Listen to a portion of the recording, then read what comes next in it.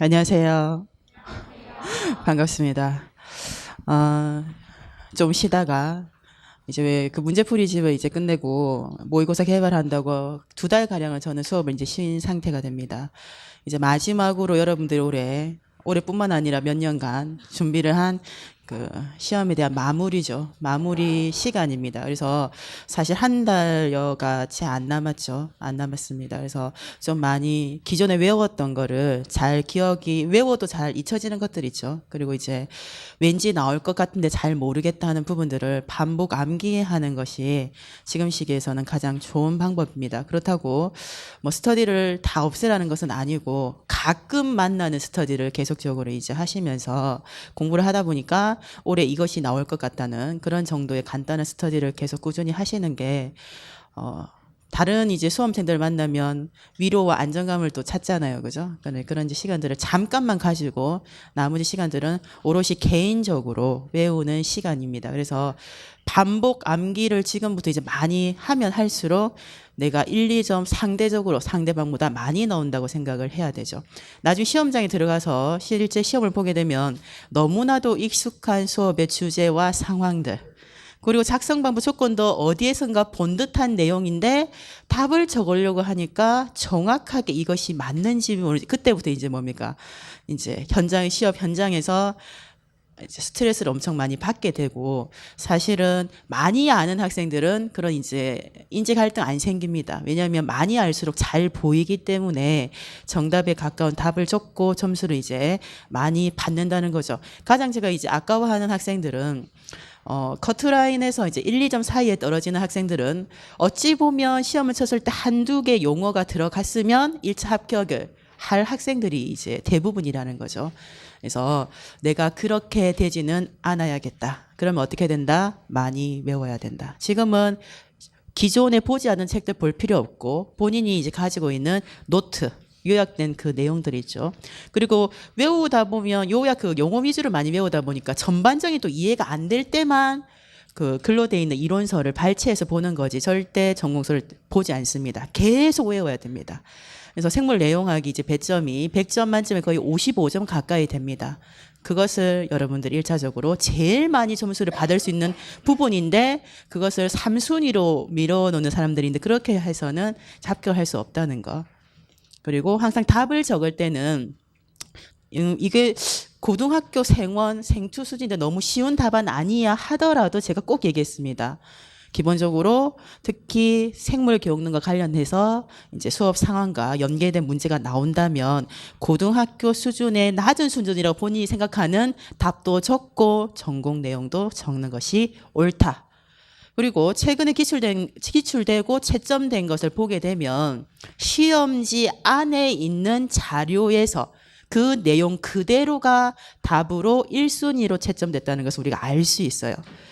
그래서 물론 어떠한 경우에는 사례를 글로 위에서 찾아 적기가 어떤 건지 몰라서 구분할 수 없기 때문에 포기하고 이론만 적는 사람들은 어쩔 수 없으니까 그렇다는 것은 이해는 하는데, 되도록이면 여러분이 적은 답안에서는 자료에 있는 내용을 가지고 언급을 하지 않더라도 특히 그렇게 판단한 근거, 그렇게 생각한 이유를 대시하면 자료의 내용으로 적는 것이 옳다는 거 꼭 기억합니다. 꼭 기억합니다. 해설 들어가겠습니다.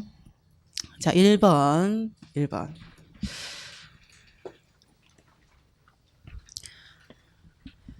다음은 김 교사가 2015 개정 교육과정. 교육부 고시 제 2015-80호인데 우리가 이제 실제 74호를 이제 많이 보잖아요. 74호에 고시된 내용하고 80호에 고시된 내용은 별 큰 다름이 없고 총론 일부가 수정된 겁니다. 한국사에 대한 부분이죠. 그래서 여러분들이 교육과정 볼 때 74호를 봐도 아무 상관이 없다는 거.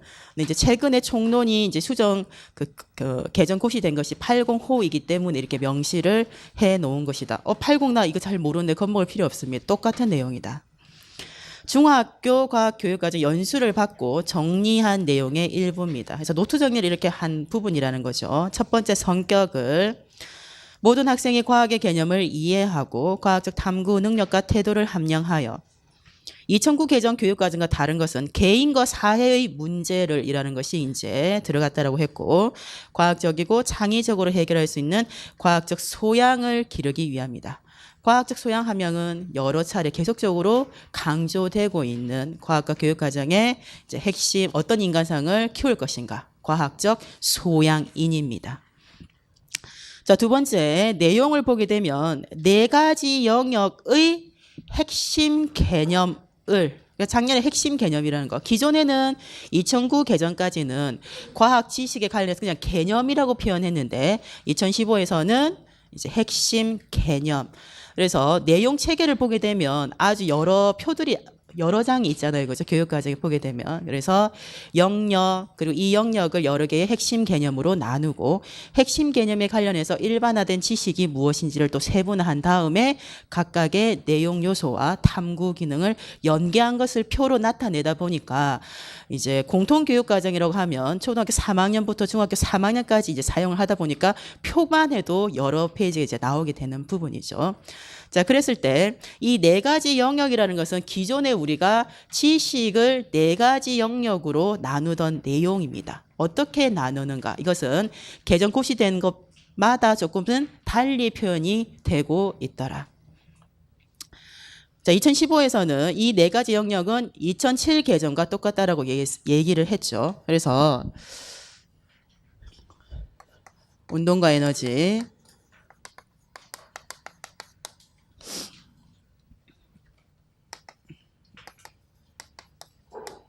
생명, 이렇게 네 영역의 핵심 개념으로 이제 구성이 되어 있는 형태다. 모두 맞았을 때 0.5점으로 채점을 하시면 되겠고,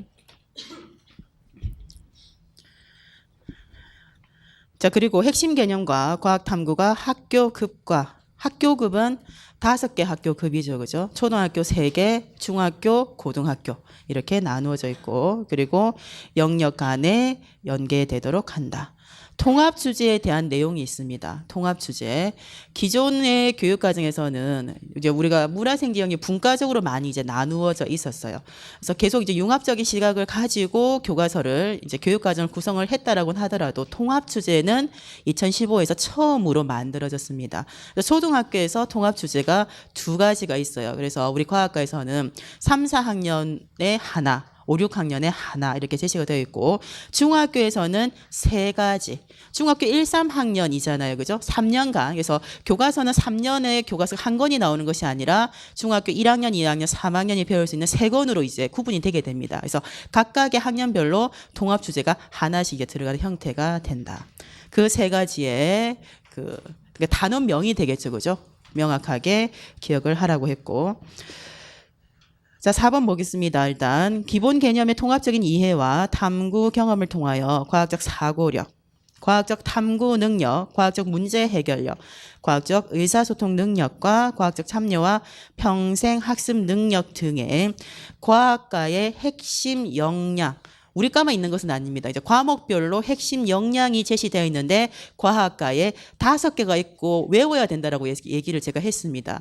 그래서 작년에 이제 기출된 것을 보게 되면 이제 지구과학이라든지 다른 과목에 이제 가로 이제 2점짜리 기입형의 평생 학습 능력이라는 것이 나왔고, 또는 이제 의사소통에 관련된 내용을 연계해서 출제된 것을 볼 수 있어요. 그래서 생물과에서는 한 번도 아직 나오지 않았잖아요. 그래서 모르기 때문에 제가 그 중학교 과학이죠. 공통교육과정의 과학의 이제 성격 과학이 어떠한 내용인지 이제 성격에 보면 다 이렇게 제시가 되어 있습니다. 이것은 요약이기 때문에 과학과 핵심 영역만 5가지를 이렇게 나열을 해놨는데, 실제적으로 보면 과학적 문제 해결력이란 무엇인지가 정의가 내려져 있고 쭉 설명이 문단으로 꽤 이제 길게 설명이 되어 있어요. 그거 꼭 정리하셔야 됩니다. 그래서 개인적으로 정리를 해서 제가 외우라고 했죠. 그래서 가로를 이렇게 문단이 나오고 쳐놨을 때 이것은 어떤 핵심 역량을 설명하는 내용인지를 여러분들이 실제 구분을 할 수 있어야 된다. 그래서 기입형으로 나온다면 물론 뭐 다른 지구과의 다른 데서 이미 나왔기 때문에 나오지 않을 수도 있지만은 또 나올 수도 있잖아요. 그죠?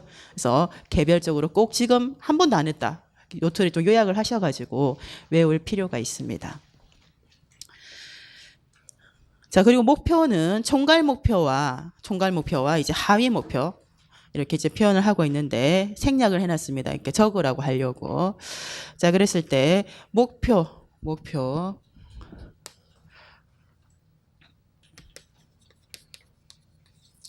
이충구 개정과학과 교육과정까지는 총괄 목표가 있고 하위 목표, 그 세부 목표가 4가지만 제시가 되어 있다라고 했고 그 제시 순서가 가가 과학 지식에 관련된 내용이었죠. 그리고 나가 탐구, 그리고 다가 과학적 태도, 그리고 라가 과학과 기술 사회의 그 상호 관계를 인식하는 측면에서의 하위 목표. 제시 순서는 바뀔 수 없어요. 그대로 명시가 되어 있기 때문에 바뀔 수, 우리가 그렇게 외웠는데 2015 이제 개정에서는 제시 순서가 바뀌고 기존의 4개의 세부 목표, 하위 목표가 5개가 되었다라고 했습니다. 그러니까 무조건 기억을 해야 된다는 거죠. 그래서 여러분들이 정말 제가 계속 이론 수업이나 문제풀이에서 외우라고 했잖아요. 외웠는지를 묻고자 한 것이 1번에 제가 이렇게 제시를 이제 문항으로 만든 것이죠. 그래서 2015에서는 총괄 목표가 있고 하위 목표가 5개라는 거.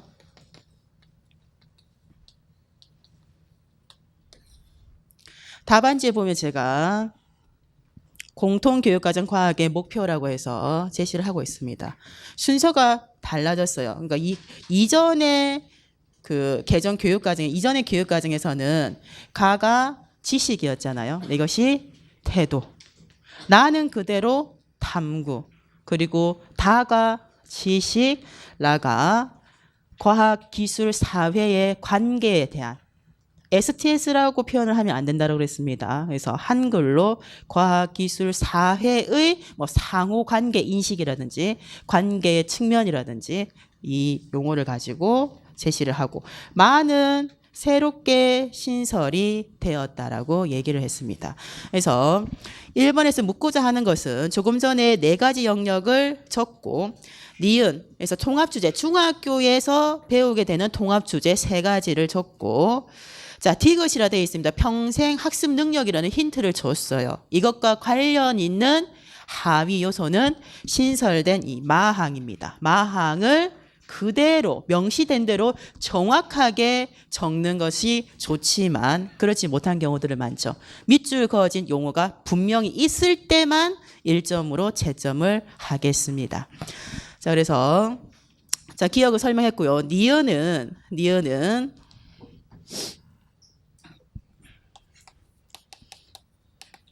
통합주제 3가지. 첫 번째가 이제 중학교 1학년에서 이제 과학을 배우게 될 때 통합주제로 배우는 것이 우리가 과학 내에서 생명 이제 분과적으로 접근을 하고 있지만은 과학이라는 것이 과학자는 어떤 사람이고 과학을 잘하고 과학을 좋아하는 학생들이 나중에 이것을 전공을 했을 때 어떤 사회에서 어떤 직업을 가질 수 있는가에 대한 것이 안내가 되어 있어요. 그래서 어차피 중학교는 고등학교를 이제 가려고 하는 전 단계면서 자기의 진로에 대한 것을 학생들이 많이 생각을 하고 있거든요. 그래서 과학과 관련 있는 직업의 종류가 어떠한 것들이 있는가? 그럼 이 직업을 가지는 사람이 되기 위해서는 어떤 핵심 역량, 어떤 능력, 역량이 필요한가? 등을 이제 배우게 되는 것이 첫 번째 주제와 관련이 있다. 그래서 단원명이 과학과 나의 미래죠. 과학과 나의 미래.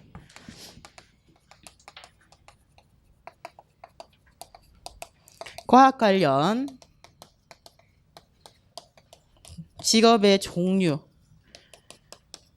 이 직업별로 필요한 능력, 역량이 어떠한 것이 필요한가에 관련해서 이제 성취 기준이 주요하게 잡혀져 있습니다. 과학과 나의 미래. 자, 두 번째가 초등학교가 우리가 기존에 통합 이제 교과라고 해가지고 뭐 슬기로운 생활, 즐거운 생활 이런 과목들이 1, 2학년에서 배웠잖아요. 2015 개정에서 안전한 생활이라는 것이 이제 통합교과 처음으로 들어오게 됩니다. 그래서 우리가 이제 사회적으로 실제적으로 봤을 때 생각지도 못한 다양한 재해 재난에 이제 노출이 되더라는 거죠. 그래서 우리 과학과에서도 재해재난과 관련해서 어떻게 재해재난은 어떤 과학적 그 원인에 의해서 일어나는 것이고 과학적 지식적인 접근을 하고 그리고 이제 만약에 재해재난을 당하게 되면 피할 수 없다면 어떻게 이것을 이제 헤쳐나가야 되는가. 사실은 대처 방안입니다. 대처 방안. 그래서 안전한 삶을 생활을 영위하기 위해서 이제 만들어진 통합 주제다. 그래서 두 번째 제목이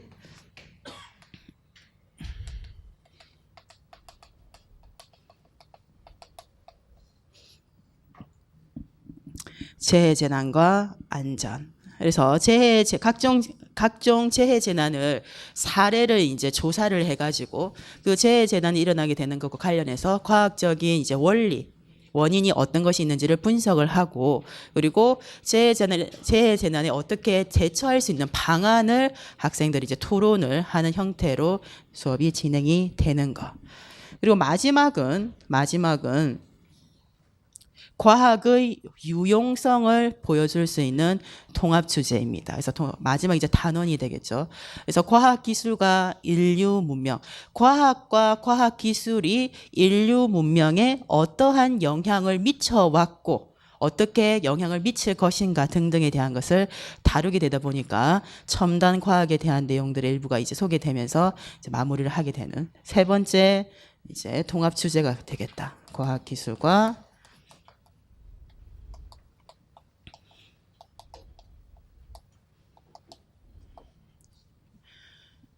좀 점수가 짜죠. 정확하게 세 개를 다 적었을 때 0.5점. 0.5점. 이제 그냥 이걸만 가지고도 기입형 만들 수 있지만 모의고사는 사회 한다고 해봤자 문항수 워낙 많이 제한이 되다 보니까 나올 수 있는 요소를 많이 녹여서 문제를 만들 수밖에 없어요. 그래서 점수 진짜 짜네. 그거는 뭐 그렇게 탓을 하시지 말고 이렇게 점수가 짠데도 내가 잘 맞아서 점수를 많이 받았구나. 이렇게 조금 생각을 해주시기 바랍니다. 자, 그리고 목표에서 저는 사실 이 목표 전체를 통째로 외우기를 항상 작년부터 권장을 하고 있어요. 권장을 하고 있고 어디든 나오면 우리는 적어줄 수 있는데 자꾸 화학, 지구과학, 물리 다른 데서만 나오고 왜 우리한테 내주지 않는 거야? 안 내주네, 안 내줘. 그래도 준비는 이제 우리가 잘 해놔야 되겠죠. 특히 이제 마 같은 경우가 새로 신설되다 보니까 생각지도 못한 외우지 않고서는 절대 정확하게 적을 수 없는 내용입니다. 자, 저도 정확하게 보고 읽도록 하겠습니다. 자, 우리 답안지 보게 되면 제가 그 표로 제시를 해놨죠. 과학학습의 즐거움과 과학의 유용성을 인식하여 평생 학습 능력을 기른다. 그러니까 실제로 우리 과학과 관련해서 이제 핵심 역량이 5가지가 있고 이 핵심 역량이 나타나 있는 것이 가부터 막까지의 이 세부적인 하위 목표입니다. 그래서 어떤 것이 굳이 집에 가서 내가 연결을 시켜서 외워야지 아주 좋은 부분인데 연결이 잘 안 되는데 그냥 그대로 외우시기 바랍니다. 여기에 5가지의 과학과 핵심 역량이 나타나 있는 진술들이다. 특히 마지막에 여기에 마에 제시되어 있다. 밑줄 그어진 그 부분이 정확하게 영어로 표현되어 있을 때 채점을 합니다.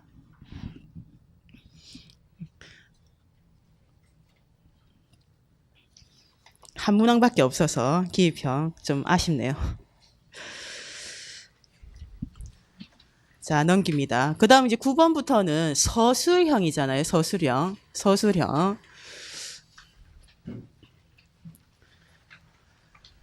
자, 서술형은 문장으로 답안을 적어야 합니다. 제가 계속 이제 강조를 하는 부분들이고, 문장이 이제 답을 적을 때 칸이 사실 4줄이나 5줄이잖아요. 근데 그 시험지를 딱 받고 작성 방법 조건을 봤을 때 적을 게 많아요. 그러면 처음부터 한 그 칸에 2줄이나 3줄 정도로 적어 시작을 해야지. 안 그러면 나중에 다 못 적잖아요. 그럼 여러분들이 막 적고 싶잖아. 그 밑에 문제 이렇게 해서 막 여러 가지로 적으려고 하살표를 하고 어디 다른 데 적어 놓는데 절대 채점되지 않습니다. 그래서 항상 제가 누누이 강조를 하는데 사실 100명 이상의 이제 여러분들이 답안지를 오늘 제가 채점을 할 거란 말이죠. 그렇게 얘기를 해도 꼭 다른데 적어 놓는다는 거죠. 그래서 입이 아파서 말하고 싶진 않지만 너무나도 사실 중요한 부분이라서 계속 얘기를 해요. 그러면 만약에 문항 9번이 여기에 있어요. 적다 보니까 처음에는 그렇게 많이 적을 생각은 아니었는데 적다 보니 좀 불안한 거야. 덧붙이고 싶어. 여기는 한 줄에 한 칸씩 적다가 두 줄 여기서 빡빡하게 점점 이제 이렇게 되는 거예요. 되다가 여기 한 줄 조금 더 그럼 자기 나름의 내가 이거 절대 안 된다고 그랬죠. 여러분들은 이제 채점을 하게 되면 요것만 딱 PDF로 요것만 딱 잘라가지고 여기 거는 떠주지도 않아요. 못 봐. 없어. 그러니까 문장이 없어요. 그러니까 백날 적어봤자 아무 소용이 없어. 그리고 이쪽으로도 적잖아. 요렇게. 여기 선에 나가는 적시 이것들은 죽은 것들이에요. 없어. 여기도 채점이 안 돼. 더 심각한 것은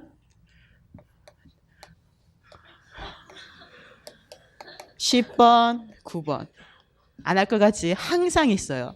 제가 항상 얘기하잖아. 채점 안 해도 빵점 처리할 거야. 점수 줍니다. 너무 실망할까 봐.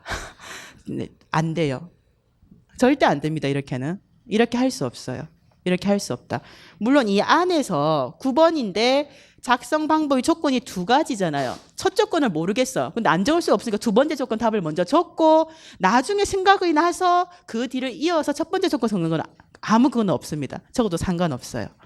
그러면 적는 방법은 여러분들 걱정하잖아요. 제가 두 가지 다 적었는데 한 가지만 채점하면 어떡할까요? 그런 걱정 안 해도 되는데 좀 불안하잖아. 그래서 여러분들 많이 하는 것이 조건에 점이 두 개면 두 개로 찍혀져 있고 아니면 세 개면 세 개. 나름의 이제 표현을 이제 하고 있습니다. 이거는 크게 문제가 사실 되지 않고 사실 뭐 서술형이기 때문에 안 적게 문장으로 쭉 적는 것이 정확하게 답을 적는 방식인데 너무 불안해서 안 되겠어요. 왠지 저 채점이 안 될 것 같아요. 그런 사람은 이렇게 찍도록 합니다. 찍어도 뭐 상관없죠 뭐. 제가 물어보니까 이것저것 찍혔다고 점수 깎았다는 소리를 못 들었거든요. 근데 이제 원래 서술형을 적을 때 이거는 점은 답안지에 들어가는 건 사실 아닌 형태죠. 근데 여러분들이 불안하니까 이렇게 적는 거예요. 그것까지 내가 나무라지는 않겠다. 들여쓰기를 해서 표현을 한다든지 어쨌든 아니면 쭉 적어도 상관없습니다. 어차피 쭉 읽고 나서 해당된 용어가 있는지를 보고 채점을 하는 것이기 때문에 다 읽는다는 거.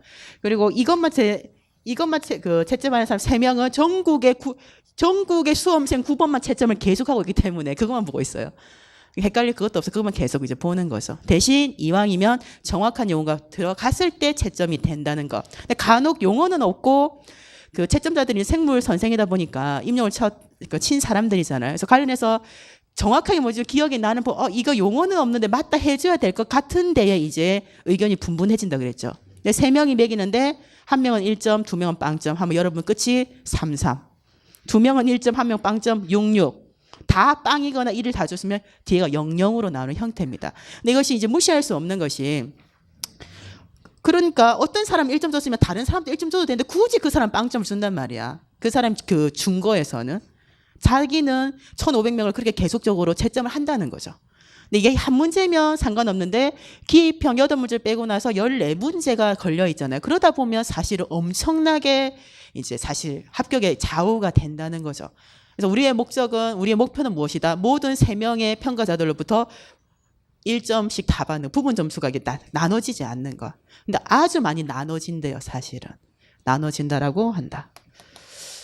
이렇게 적지 않도록 합니다. 문장으로 꼭 적어야 되는데 문장으로 안 적어요. 문장으로 안 적어요. 문장으로 안 적으면 채점을 안 하나요? 하긴 하는데 보고 아이고 이렇게 하면서 채점을 그러니까 바람직한 형태의 표현은 아니라는 거죠. 서술형, 논술형은 무조건 문장으로 해야 된다. 그래서 제가 답을 적을 때 주어를 밑도 끝도 없이 답을 적는 사람이 있어요. 자기가 하고 싶으니까 용어만 컴마 문장으로 적으라니까 어거지로 컴마 이다 이렇게 적는 거죠. 밑도 끝도 없이. 그렇게보다는 작성 방법에 조건이 있을 때 조건의 내용을 주어로 적는 것이 좋다라고 했습니다.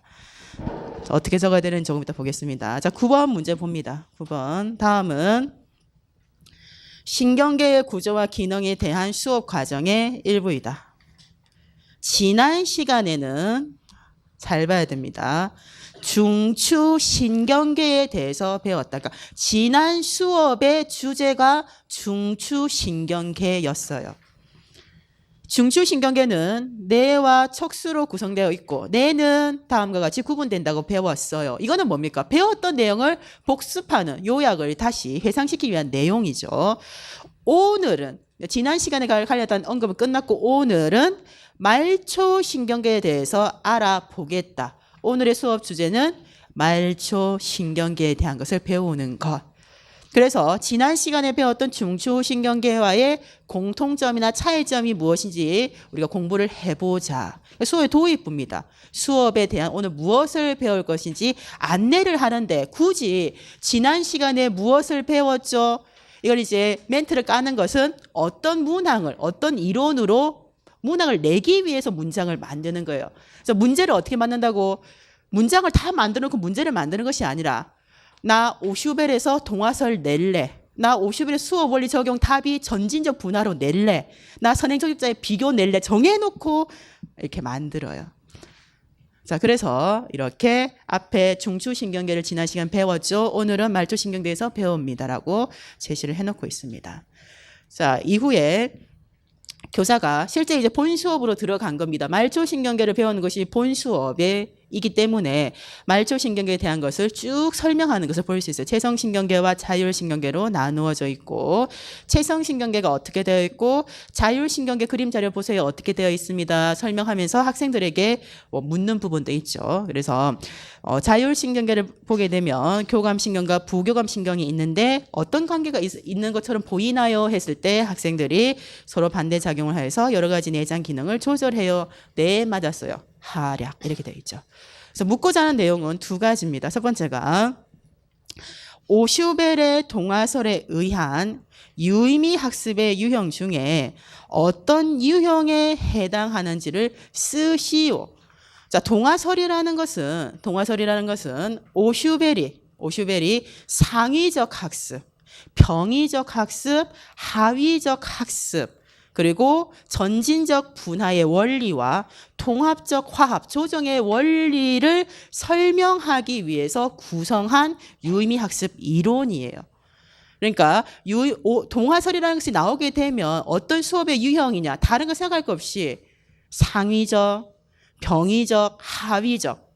근데 우리가 한 번 더 생각해야 될 것은 하위적인 수업을 학습의 결과입니다. 본 수업을 한 결과, 수업 이전에 인지 구조 내에 가지고 있던 선행 개념의 준거 속성이 바뀌었느냐, 바뀌지 않았느냐를 가지고 상관적 포섭이 일어났다, 파생적 포섭이 일어났다라고 구분만 해주면 된다라고 그랬어요. 그래서 첫 번째는 이제 동화설에 대한 내용이고 왜 그렇게 본인이 판단을 했는지를 그 근거를 제시할 것 어디에서 찾아야 된다? 지문을 보고 판단을 한 거잖아요. 그러면 자료에서 찾아야 된다. 그만큼 구체적으로 서술을 할 것. 이론적인 건데 말고. 그래서 그거는 그럼 여러분들이 시험지에 답안지 적기 전에 실제 현장에서 시험지에 구성을 할 거잖아요. 구성. 여기에 작성법 옆에 첫 번째 동화설이 나왔으니까 동화설에서 답이 병위적 학습이네. 병위적 적어 놓겠죠. 그럼 왜 병위적인가?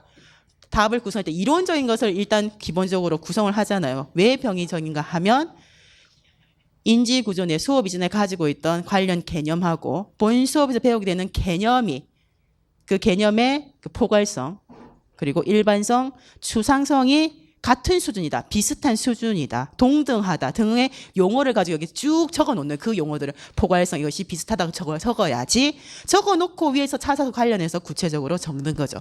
그러니까 첫 번째 조건에 대한 답안지를 내가 볼펜으로 연필을 썼다가 볼펜 나중에 옮길 시간 없어요. 무조건 바로 볼펜으로 적어야 됩니다.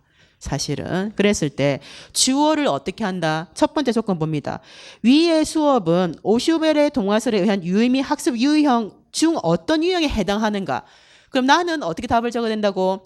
위의 수업은 그대로 적습니다. 위의 수업은 오슈벨 영어까지 적을 필요 없어요. 오슈벨의 동화설에 의한 유의미 학습의 유형 중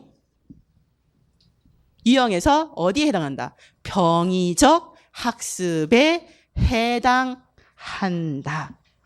그럼 그 뒤에 근거를 적으라고 했잖아요. 그 근거는 이렇게 해서 문장으로 끝내면 하나에 대한 답안이 끝나는 거죠. 정확하게 이 점을 찍고 그런 것이 아니라 작성 방법에서 조건을 주어로 적으면 명확할 수밖에 없어요. 그래서 쭉 문장으로 적습니다. 그러면 당연히 채점은 뭘 보고 하겠다? 병의적 용어가 있는지를 찾는 거죠. 채점자들은. 있을 때만 1점 점수를 사실은 주는 것이다.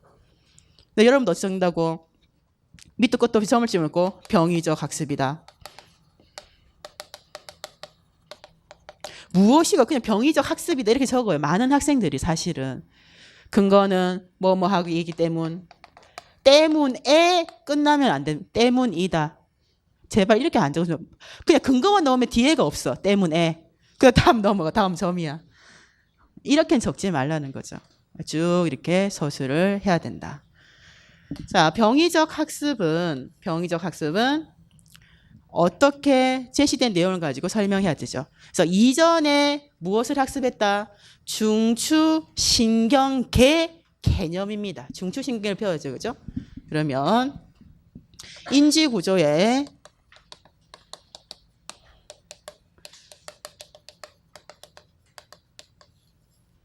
이 개념이 들어있다는 겁니다. 들어있고 오늘 수업할 학습 과제 말초 이 개념이라는 거죠.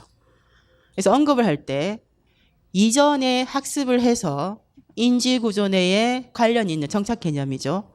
중추신경계 개념과 오늘 본 수업에서 학습하게 될 학습 과제 말초신경계 이 둘을 비교를 했을 때 개념이 미치는 그러니까 의미, 정의 관련해서 포괄성 그리고 일반성, 추상성이 똑같다라고 할 수 있지만 비슷한 동등한 수준이기 때문에 병의적 학습이라고 볼 수 있다. 근거를 이렇게 제시를 하라는 거죠. 그래서 용어가 들어가야 됩니다. 이론으로서 적으려고 하면 어떻게 적겠어요? 그냥 어떠한 개념인지를 적지 않고 개념이 어떠한 개념이 많이 안 적어. 이론은 비교하는 개념의 수준이 동등하다. 이렇게 하면 일반적으로 많이 적거든요. 동등하다는 뭐는데 뭐가 동등하냐가 빠지게 되잖아요. 그래서 포괄성, 일반성, 추상성에 대한 용어가 없으면 부분 점수만 받거나 채점을 안 해주는 채점자가 분명히 있다는 거죠. 그래서 구체적으로 적어라. 근거를 제시하라고 했기 때문에 자료에서 찾아야 된다면 구체적인 개념이 꼭 사실은 들어갔을 때 온전한 누가 채점해도 맞다라고 점수를 받는다는 겁니다.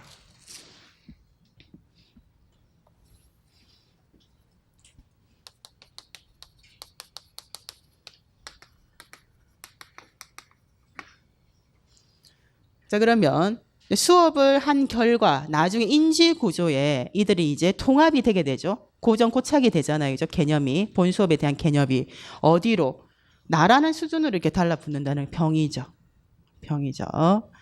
그러면 상위적이라는 것은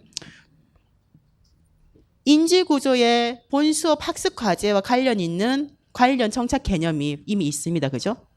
그리고 본 수업에서 배우는 학습 과제가 있을 때 이 둘을 비교했을 때 무엇이 더 포괄성이 큰 개념인 것이냐. 상위적 학습이라는 것은 학습 과제가 그래서 위계를 따지자고 하면 개념도가 있을 때 위가 상위 개념이죠. 포괄성, 추상성, 일반성이 크고 아래로 내려올수록 구체적인 개념이죠. 그래서 위쪽으로 이렇게 통합되는 학습의 형태가 된다.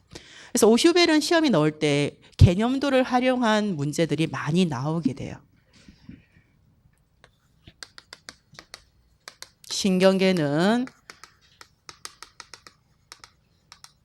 중추신경계와 여기에 연결어 무엇을 포함한다. 이런 형태죠. 그럼 중추신경에서 뇌에 대해서 쭉 배웠잖아요. 그럼 하위적으로 더 분화된 수업을 이미 이것은 지난 시간에 했고 오늘은 무엇을 말초신경계에 대해서 배운다는 거죠. 그래서 많은 학생들이 되게 쉬워 보이는데 하위적 학습 분명히 적은 학생들이 있을 거예요.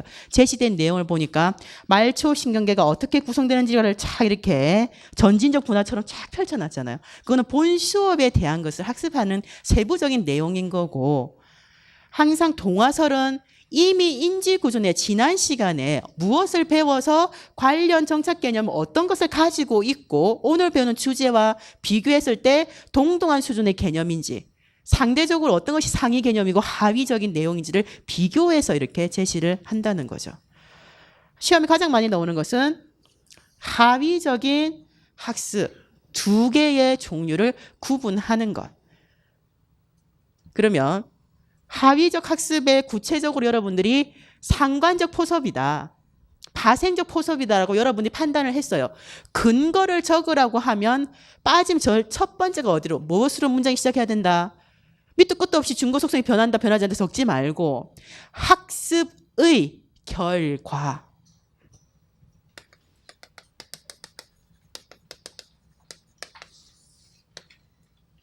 학습의 결과 따지는 겁니다. 학습에 일어난 결과. 수업이 다 끝나서 이제 보는 거죠.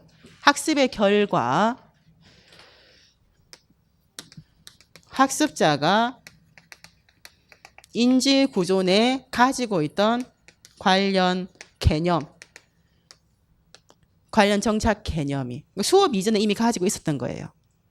학습의 결과, 학습자가 수업 이전에 인지 구조에 가지고 있던 그 관련 개념의 무엇이 중거 속성이 변했느냐, 변하지 않았느냐로 따지는 겁니다.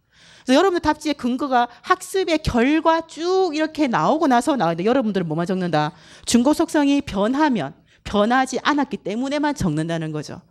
그러면 부분 채점밖에 안 될 가능성이 크다는 거죠. 가장 중요한 포인트긴 맞는데 사실은 학습의 결과입니다. 결과, 중거 속성이 변하고 변하지 않고, 변하는 것이 상관적 포섭, 변하지 않는 것이 파생적 포섭이다. 인지 구조 내에 개념이 변했다는 것은 학습의 결과죠. 학습을 통해서 학습자의 인지 구조의 변화를 가져왔어. 그러니까 피아제 인지 발달 이론과 연계를 하자면 적응 중에서도 어떤 과정, 조절 과정이 일어나는 학습이라는 것이고, 중거 속성의 변화는 없는 것.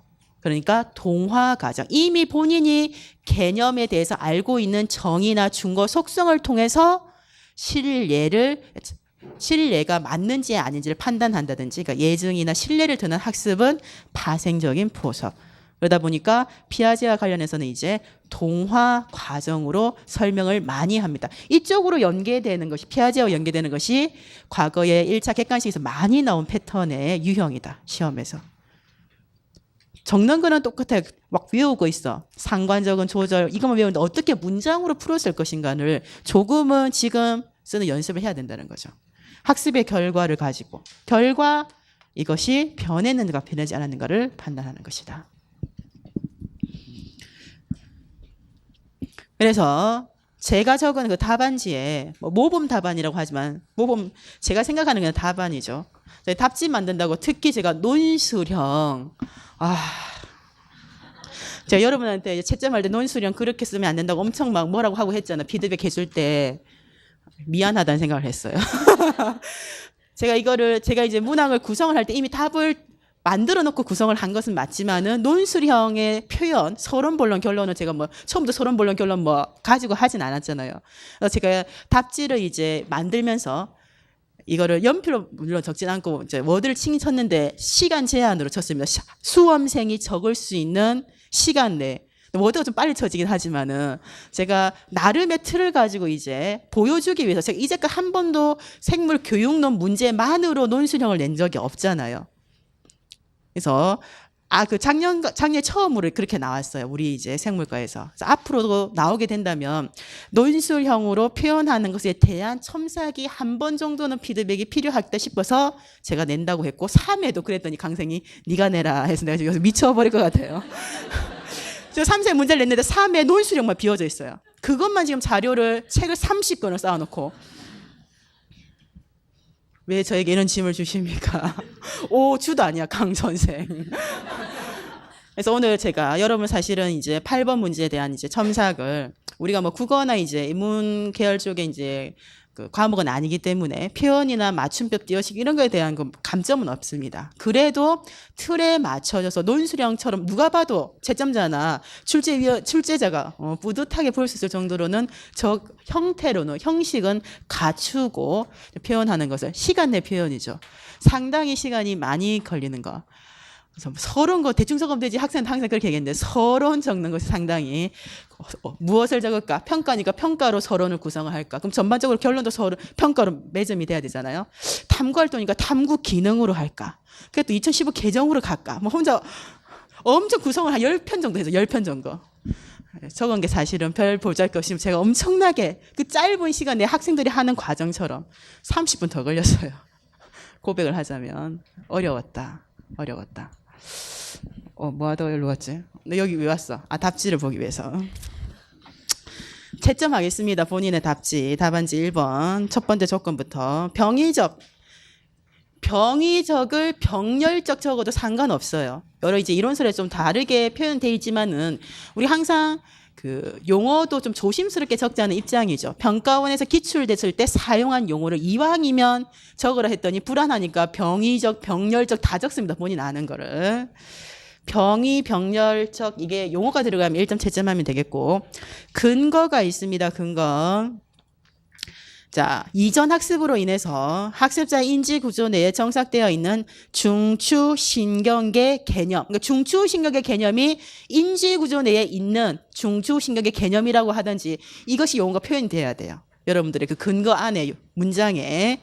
그리고 본 수업이죠. 학습 과제인 말초신경계 개념 둘을 비교해 보면 그 포괄성, 추상성, 일반성이 동등한 수준이다. 이렇게 표현이 돼야 되겠다. 이론만 적게 되면 나 이론밖에 없어. 나는 중추신경 뭐가 아무것도 없어. 이론만 적었어. 0.5점 채점합니다.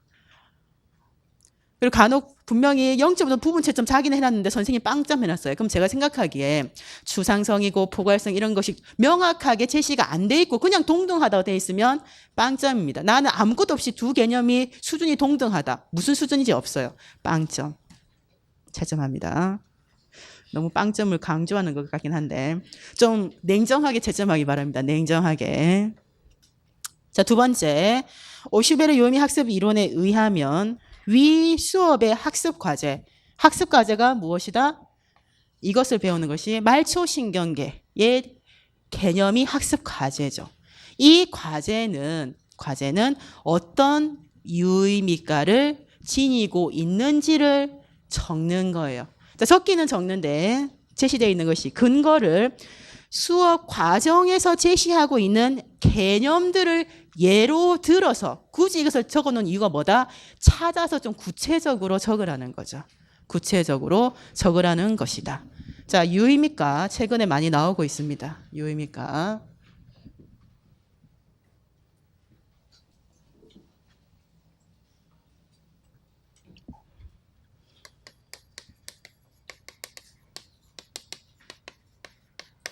논리적 유의미가. 학습 과제가 가지는 논리적 유의미가입니다. 학습 과제가 가지는 논리적 유의미가. 자, 논리적 유의미가를 학습 과제가 지니고 있다, 가진다라고 표현을 하기 위해서는 여기에 충족돼야 될 조건들이 두 가지가 있습니다. 그래서 실사성하고 구속성에 대한 내용이 여기에 있어야 되고 어떠한 내용인지를 표현을 명확하게 해야 된다. 그래서 어떤 개념이나 법칙, 이론, 명제가 있잖아요. 그죠? 이 이들을 어떤 부호나 언어적 말로 어떻게 표현을 하더라도 그들이 가지고 있는 의미, 본성이 변한다, 변하지 않는다? 변하지 않는 것. 불변적인 속성이다. 얘기하는 것이 실사성이죠. 그리고 구속성이라는 것은 처음에 개념이 형성할 때는 임의적인 관계였어요. 이 하나의 관계가 형성이 되고 나면 시간이 얼마 지나고 나면 이제 그 개념에 대한 개념의 의미라든지 용어가 이제 형성이 되잖아요. 다시 원래대로 무의미, 구속, 그러니까 의미 없게 돌아가지 않는다는 것이죠. 않는다는 것이 여기에 구속성이 됩니다.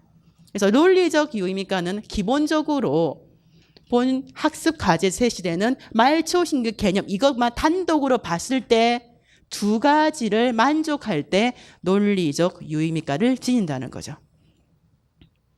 그래서 우리만 배우는 것이 아니라 포유동물이라는 용어는 다른 나라의 학생들 포유동물 하면 같은 동물의 이미지 떠올리고 같은 비슷한 정의와 증거 속성에 대한 것을 신뢰 비신뢰를 배운다는 것들 관련된 내용이라고 볼 수 있어요.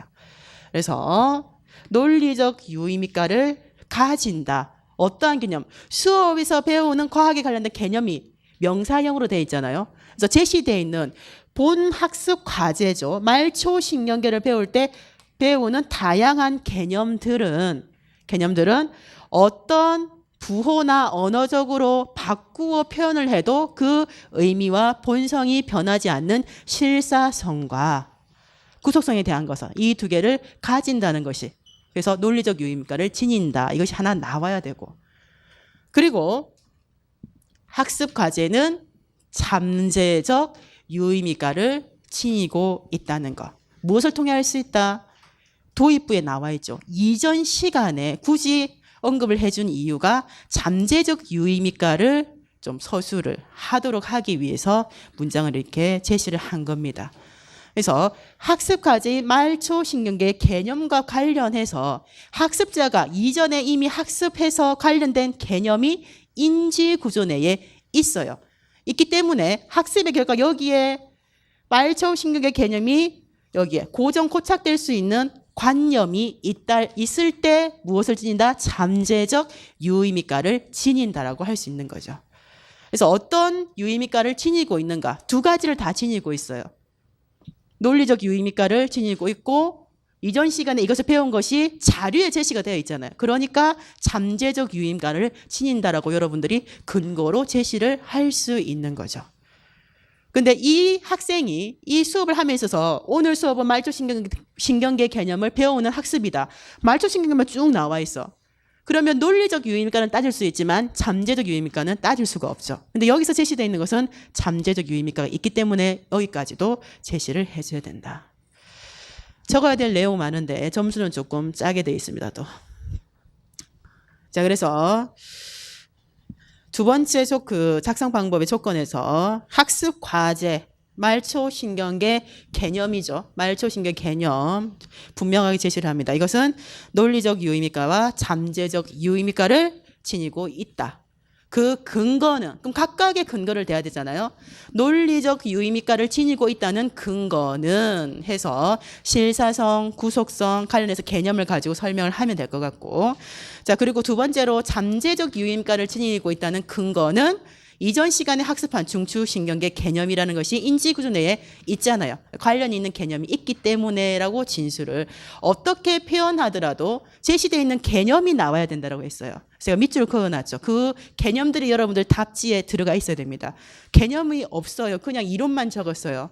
채점을 안 할 수도 있고 출제자에 따라서는 부분 점수를 줄 수도 있는데 제가 채점할 때 생각을 해보도록 하겠습니다. 저는 주지 않으려고 지금 하고 있는데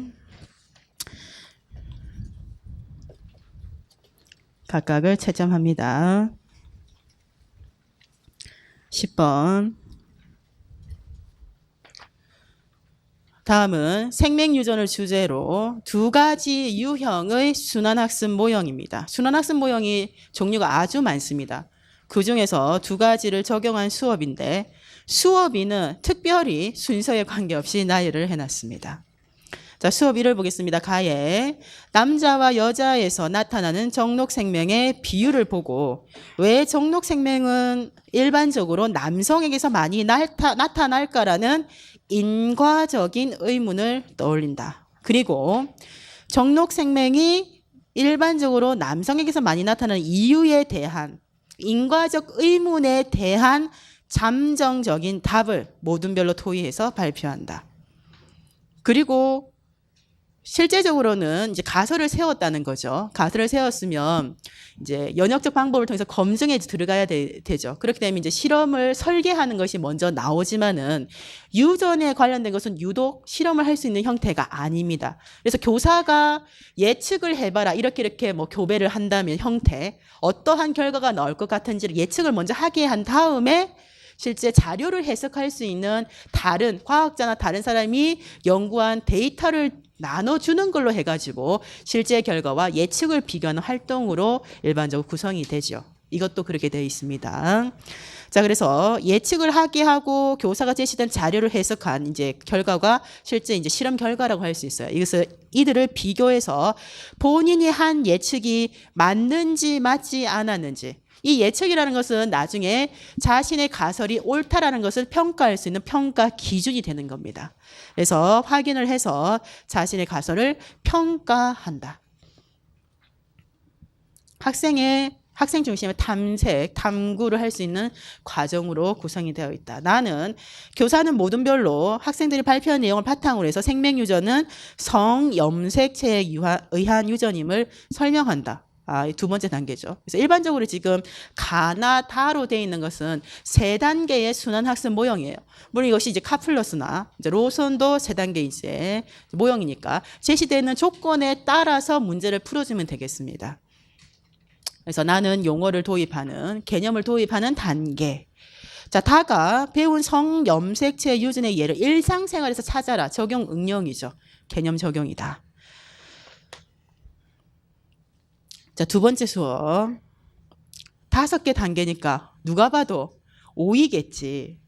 순환학습 모형의 한 유형이라고 했는데 이걸 보고 4인가 3인가 이것을 나눠 놓은 건가 선생님이 일부러 순서 없이 그런 정신없는 짓은 제가 안 했을 겁니다. 그래서 그 문두에 어떤 수업 모형을 적용했다라고 하면 보통은 단계가 3단계면 3단계로 나타내놨어요. 대신 순서 없이 이렇게 많이 배열을 해놓고 문두에 무슨 수업을 적용 안 했다고 하는 것은 그냥 이것은 어떤 주제에 대해서 수업한 내용이다.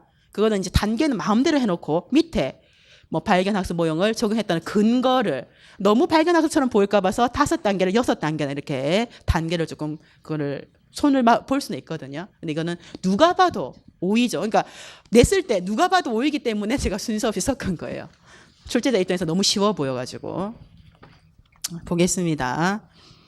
이것을 5이라고 못 봤다 내가 참아. 그러면 문제가 진짜 큰 문제가 있는 거야. 눈치가 없는 거지. 눈치가 없는 거지. 일단 눈치가 빠른 사람이 문제도 잘 풀거든요.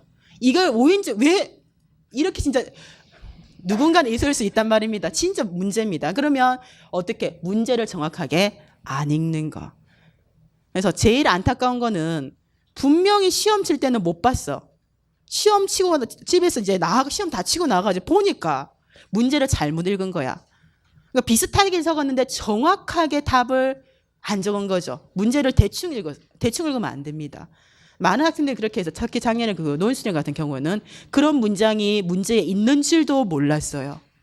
그렇게 얘기를 진짜 많이 했거든요. 그러니까 논술형은 10점이고 10점짜리 문항이 개인 그러니까 채점자도 가장 이제 점수 차가 많이 나요. 개인 견해 차가.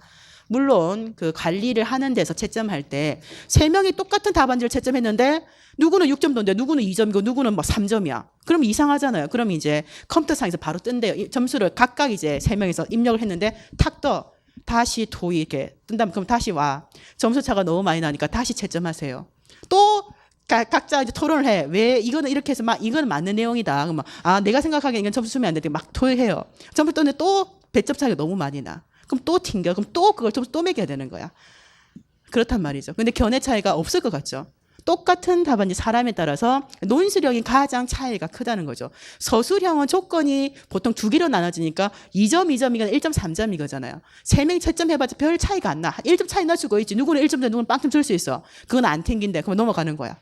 그런데 논술형은 많이 차이가 난다는 거죠. 그러면 어떤 사람이 읽었을 때는 답인 것처럼, 참 그것도 좀 매력적으로 여러분들 답안지 적은 거지. 어떤 사람이 읽었을 때는 답이 아닌 것처럼.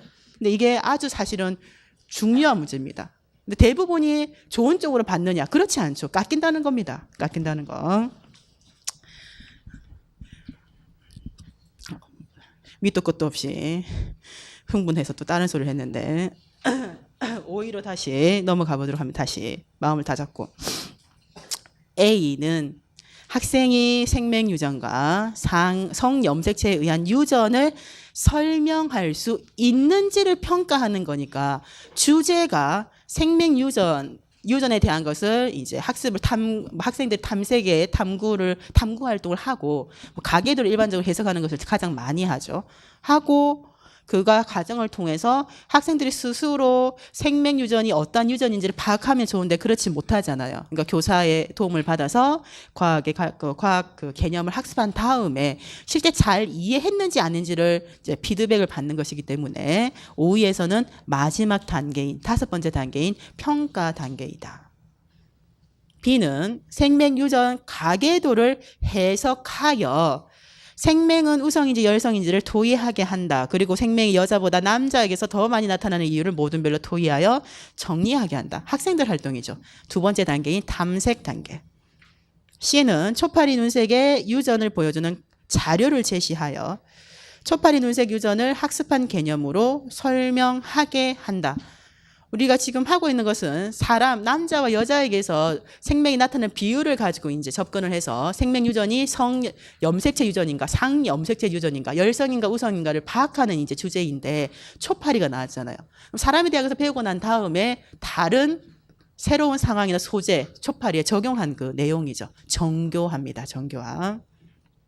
D를 보게 되면 여러 장의 생명 검사표를 제시하여 숫자를 읽어보게 하는 활동으로 학생들의 호기심을 이제 유발시킨다. 실제 이제 그 검사표가 보통 6개 있잖아요. 이제 정록 생명을 이제 구분하는 거, 뭐 세격 여러 가지 등이 있는데 띄우면 학생들 난리 납니다. 보인다 안 보인다 뭐 난립니다.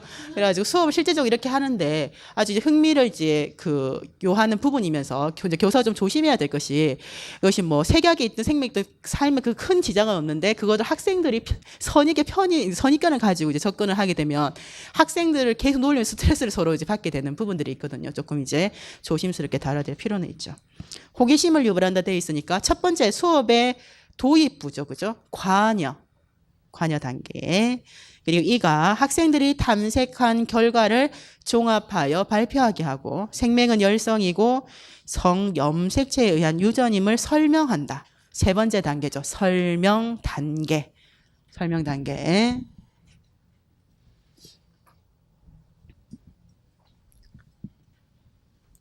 자, 첫 번째 작성 방법 조건을 보겠습니다. 보게 되면 로슨으로 묶고 있어요. 수업 1을. 그러면 로슨의 순환학습 모형은 3가지 유형이 있지만 단계는 다 3단계입니다. 무엇을 가지고 3가지 유형을 구분한다? 가 단계. 그래서 탐색 단계에서 학생이 어떤 형태의 탐구를 했느냐로 그 근거를 잡아야 돼요. 그러면 수업 1을 로슨의 순환학습 모형 중 어떤 유형을 적용했는지를 적고 판단한 근거를 제시하라고 하면 어디에서 찾아야 된다? 이론만 적을 것이 아니라 가에서 이러이러이런 활동을 학생들이 했기 때문에로 이제 쭉 서술을 해야 되지 이론을 가지고만 적게 되면 부분 점수밖에 없습니다. 그래서 가에서라고 꼭 들어가야 돼요. 수업 1에 가를 봤을 때입니다. 그것이 근거로 우리가 제시를 할 수 있다.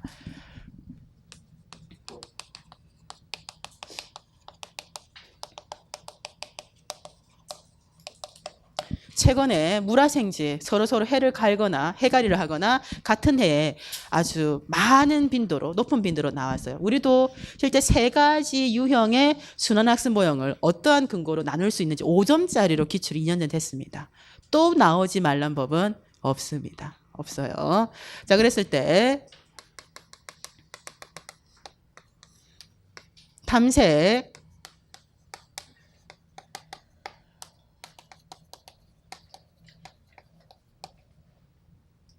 세 단계로 되어 있다. 그래서 로스는 미국에서 학문 중심 교육 사상이 유행을 할 당시, 그래서 SCIS라는 과학 교육 과정 개선 위원회라는 이제 조직이라는 연구회에 들어가 있는 사람입니다. 연구자의 한 명이죠. 그래서 그 연구회에서는 브루너, 로슨, 그다음에 수압이라든지 카플러스라든지 아주 유명한 미국의 교육학자들이 많이 대거 참여를 했어요. 연구를. 그래서 이 학문 중심 교육 사상을 교육 과정에서 운영을 하기에 그것이 녹아 들어갈 수 있도록 하려고 하다 보니까 수업 모형을 개발해서 적용을 하는 것이 학생들에게 조금 이제 흔들림 없이 그 학문지 교육 사조에 관련된 그 지식의 구조라든지 그래서 과학 지식이라든지 탐구 능력이라든지 이것들을 학생들이 실제적으로 그것을 신장시킬 수 있는 수업이 되도록 하겠다. 그래서 프로그램을 이제 개발을 하게 되죠. 그래서 SCIS에서 순환 학습 모형을 3단계 처음으로 제시를 하게 됩니다. 모형의 단계명이 탐색 그리고 장안 발견이에요.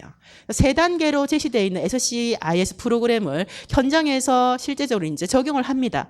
적용을 했을 때 미국 각 주에 있는 교사들의 피드백이 어떻게 왔냐 하면 탐색은 그래야 알겠다는 거죠. 그런데 장안하고 발견이라는 것이 그 단계의 주요한 특징이 드러날 수 있는 단계명이 아니다. 헷갈린다. 이런 이제 피드백이 와서 그 연구에 참여했던 카플러스는 탐색, 개념 도입, 개념 적용이라는 3단계로 용어를 이제 바꿔가지고 이제 사용을 하기로 이제 권했고, 로스는 탐색, 그리고 학생이 주요하게 이제 탐색을 하게 되잖아요. 스스로 찾는 활동들입니다. 그래서 학생이 이 탐색을 통해서 주제와 관련된 어떤 지식을 발견하게 됐는가?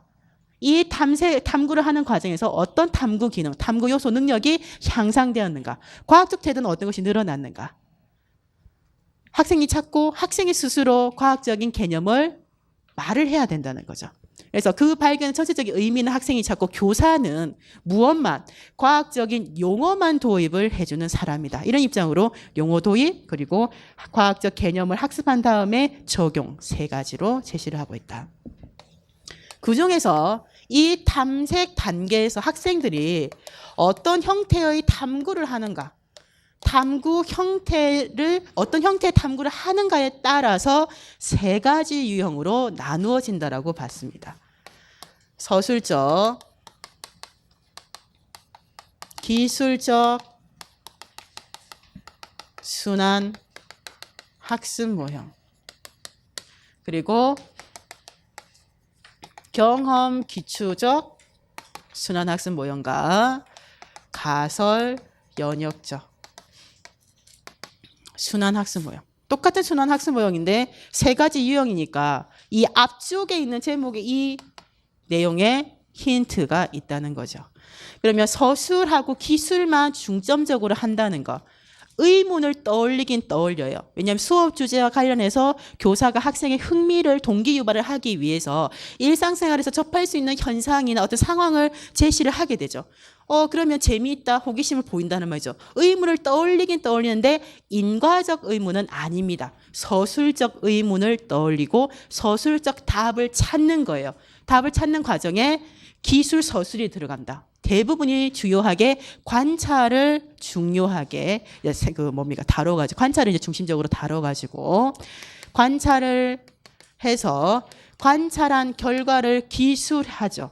그리고 이 기술한 이 사실들입니다. 관찰 사실들을 바탕으로 해서 이들이 어떤 공통점, 규칙성을 가지고 있는지를 알고 끝나는 거.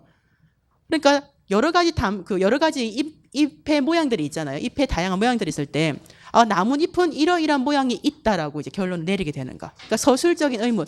나무잎들은 서로 다르게 생겼잖아요. 나무잎은 어떻게 생겼을까? 서술적 의문. 나무잎은 이렇게 생겼다. 답. 그래서 서술적인 의문. 여기에 대한 답을 찾는데 인과적 의문은 발생이 안 돼요. 인과적 의문이란 것은 어떤 원인을 통해서 지금의 현상 결과가 나오게 됐을까가 되니까 이 원인이란 것을 과거에 우리가 볼 수 없는 알 수 없는 원인, 그렇기 때문에 나중에 잠정적인 답인 가설을 이제 설정을 하게 되는 것이거든요. 그래서 서술적 기술적 순환학습 모형에서는 인과적 의문을 생성하지 않아요. 다른 말로 해서 학생들이 이 탐색 과정에서 인지 갈등이 거의 일어나지 않는 경우죠. 그래서 어떤 공통점, 규칙성을 찾고 이들에 대한 것을 정리하는 형태를 탐색 단계에서 주요하게 하더라. 그러다 보니까 그 피아제로 얘기하면 인지 발달 단계가 좀 낮더라도 관찰한 것을 언어적 표현만 할 수 있으면, 물론 규칙성 찾는 것은 사실 어려워요. 근데 공통점 찾는 거는 두 가지만 같은 게 있으면 되니까 쉽다는 거죠. 그래서 학생들 초등학교에서 많이 하는 형태의 이제 수업이 이거죠. 그러다 보니까 분류에 관련된 거가 주제가 많다. 분류. 그래서 이거가 연결시킬 수 있는 것은 브루너가 얘기하는 발견학습 모형 형태가 관련성이 이제 깊습니다. 발견학습. 그럼 두 번째 경험 기추라는 것은 경험도 하고 기추적 사고가 필요한, 어디서 필요하다? 탐색 단계에서 필요하다는 거예요. 뭐 어떠한 활동을 하기에 경험이라는 것은 직접 경험이니까 관찰을 하건 뭐 측정을 하건 이게 탐구 요소가 들어가고, 왜 그럼 기추가 들어가는가? 기추라는 것은 지금 내가 바라본 현상을 통해서가 아니라, 내가 경험한 결과를 바탕으로 한 것이 아니라 과거에 이미 경험을 한 것, 하지만 똑같지는 않고 비슷한 유사성이 큰 경험 사항을 떠올려서 그때의 답을 이제 회상을 통해 가지고 기억을 하고 가져오는 이제 사고의 형태가 기추란 말이죠. 차용하는 거죠, 그것을. 그래서 탐색 단계에서 어떤 형태의 그러면 탐구가 이루어지는가 합니다. 그럼 주제에 관련해서 어떤 현상이나 상황이 제시됐을 때 일단 관찰을 먼저 하게 돼요. 무엇을 먼저 시작한다? 서술적 의문으로 관찰을 시작합니다. 그래서 관찰을 해봤더니 이런 공통점, 규칙성이 나왔어요. 여기서 머무르는 것이 아니라 규칙성이 나왔는데 왜 이들은 이런 공통점을 가지게 되었을까? 어떤 원인에 의해서. 그래서 경험 기초적 순환 학습 모형에서는 인과적인 의문이 생성됩니다. 원인과 결과에 대한 것을 묻는 의문이죠. 파악해야 되는. 그러다 보니까 이것을 의문을 해결을 하는 쪽으로 당연히 탐색이 진행된다는 거죠. 자, 해결을 어떻게 하는가? 내가 실제 관찰한, 여기에 관찰해서 알게 된 사실들이 있는데 이들을 통해서는 원인을 파악하기가 힘들다는, 그러니까 제한된 한계가 있다는 거죠. 그러다 보니까 지금의 내가 관찰한 현상과 유사한 과거 경험 또는 과거에서 배웠던 사전의 지식을 차용을 해오는 기추적 사고를 하게 되고, 그 과정을 통해서 유사하다는 것이 같다는 것이 아니잖아요. 그러니까 답일 가능성이 크긴 크지만 답이 다라고 확정적으로 얘기를 못하다 보니까 잠정적 해답, 가설을 여기서 생성한다. 그럼 이 가설이라는 것이 하나만 나오는 것이 아니에요.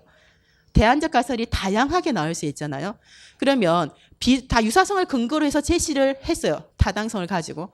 그러면 그것들 중에서도, 다양한 가설들 중에서도 어떤 것이 비교를 해보니까 더 답일 가능성이 높은지를 도를 통해서 하나를 찾는 겁니다. 그러면 그 가설이라는 것은 문장으로 진술되어 있습니다. 가설 안에 하나의 개념과 또 다른 개념의 둘의 관계성을 제시를 해놨는데 잠정적으로 이제 제시를 한 형태다 보니까 뭐 할 것이다 형태가 되는 거죠. 그래서 이 가설 안에 있는 이 하나의 개념과 이 개념이 들어가 있으니까 이 마지막으로 토의를 통해서 하나의 가설을 선택을 하게 되잖아요.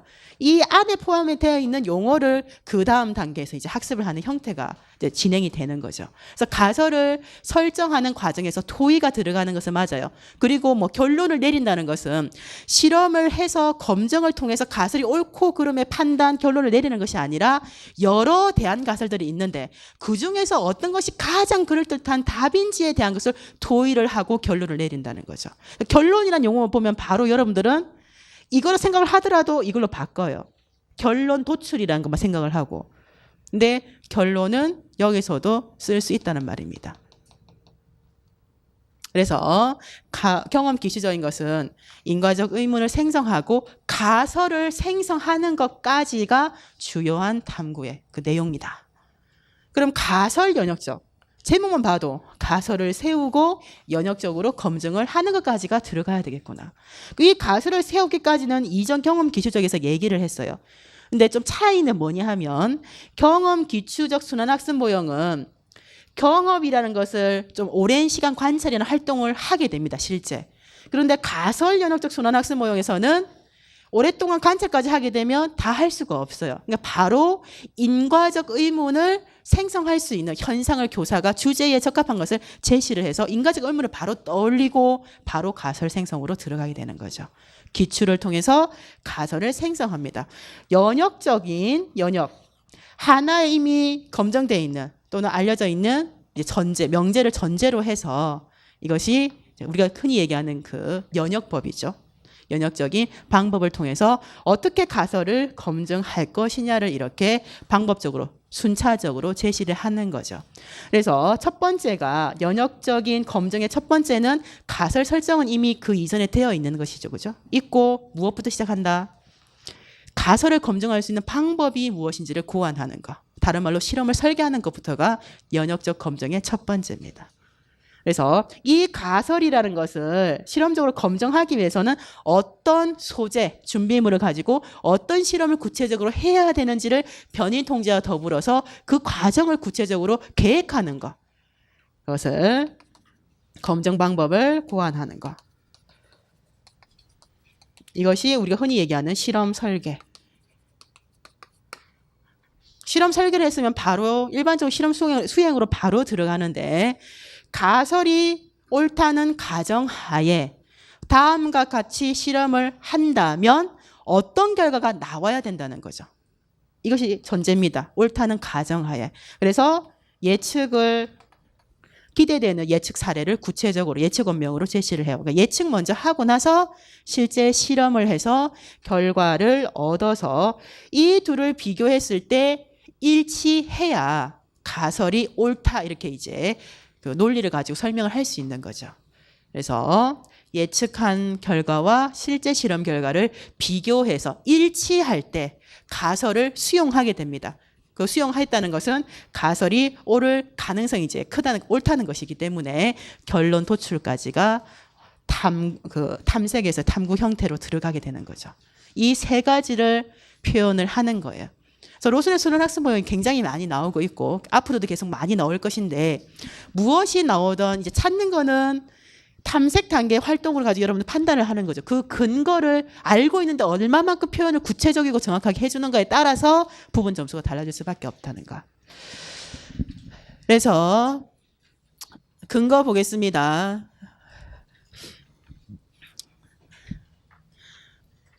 자, 근거는 2번이죠. 근거 제가 1, 2, 3을 제시를 해놨는데 2번을 보면 가장 간단하게 되어 있습니다. 이론에 그냥 주제만 갖다 붙인 거예요. 좀 그래도 구체적으로 좀 적고자 하는 의지를 조금 보인다는 거죠. 자, 그러면 가에서 정록 생명이 일반적으로 남성에서 많이 나타나는 현상을 인과적으로 설명할 수 있는 이제 설명하는 가설을 제안하고 이를 연역적 방법으로 검증하는 그 과정을 학생들이 경험하는 것이 이제 가의 탐구 형태이기 때문에 가설 연역적 순환학습 모형에 해당된다고 볼 수 있다. 이렇게 문장으로 진술한 가장 간단한 것이 2번 답안입니다. 그러니까 이론적으로는 가설 연역적 순환학습 모형은 다른 모형과 어떻게 다른가를 묻는다고 하면 탐색 단계에서 가설을 생성하고 가설을 제시하고 연역적 방법으로 검증하는 과정을 학생들이 경험한다. 이것이 주 이론적인 내용이에요. 그걸 주제와 관련시켜서 구체적으로 너무 구체적이지 않고 2번 정도 이상은 적어야 된다는 것을 안내하는 겁니다. 또는 1번과 3번처럼 탐구 형태가 어떠한 것이 들어가는지 그러니까 인과적 의문을 현상을 보고 인과적 의문을 생성을 하고 그러니까 비율을 남자와 여자의 정록 생명이 나타내는 비율이 다름을 본 거예요. 이걸 보고 인과적 의무를 생성했죠. 그리고 가설을 생성하고 가설을 검증하기 위해서 연역적 방법으로 실험을 설계하는 거. 근데 실험 설계가 안 됩니다.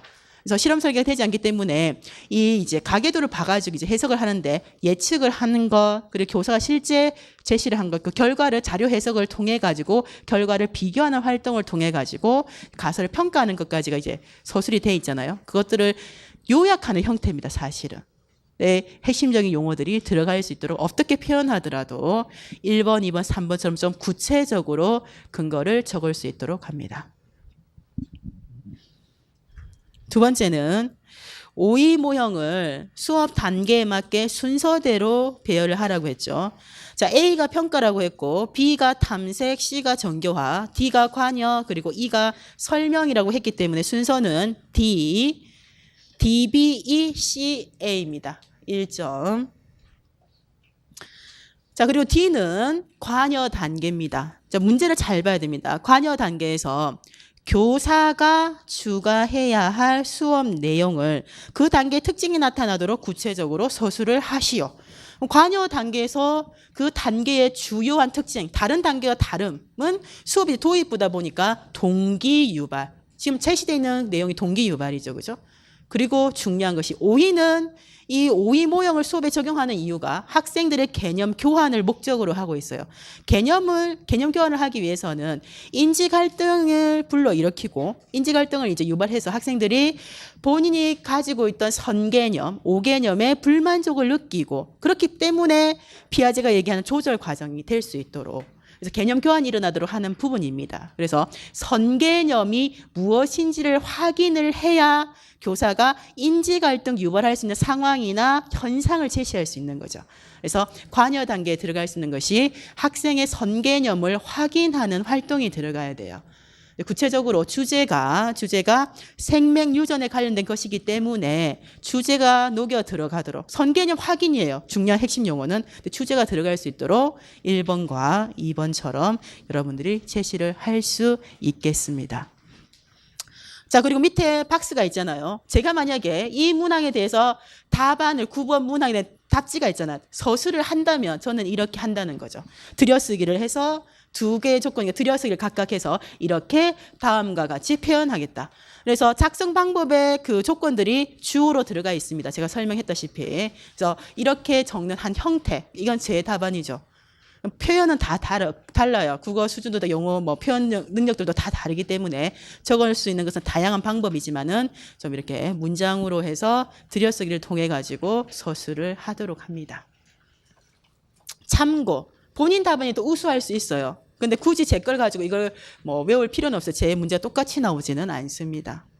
문제가 들어가기 때문에 평가원에서 제 문제를 보고 좀 걱정이 되는 게 문제 진짜 이상하게 내다 욕할까 봐 내면서도 여러분들도 이제 좀 예상 문제를 잘 맞춰서 주면 좋겠다 하니까 한편으로 내지 않는 것이 오히려 더 도움이 되지 않을까 사실 그런 생각을 하고 있어요. 제끼니까. 출제를 겹쳐지면 이제 탈락시키거든요. 그래서 내지 않는 것이 한 방법이다.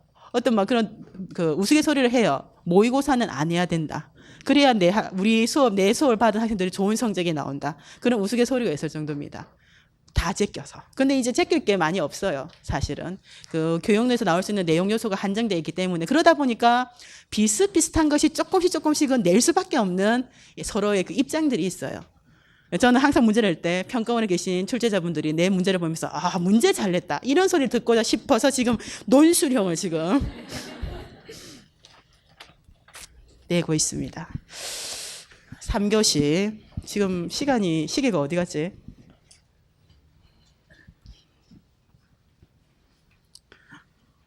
빨리 해야 되겠어.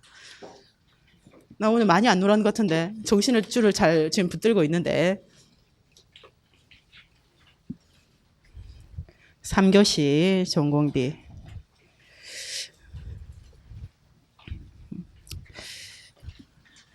좀 끊었다가 3분 후에 합니다. 저 여기 서 있겠습니다. 화장실 갔다 오십시오.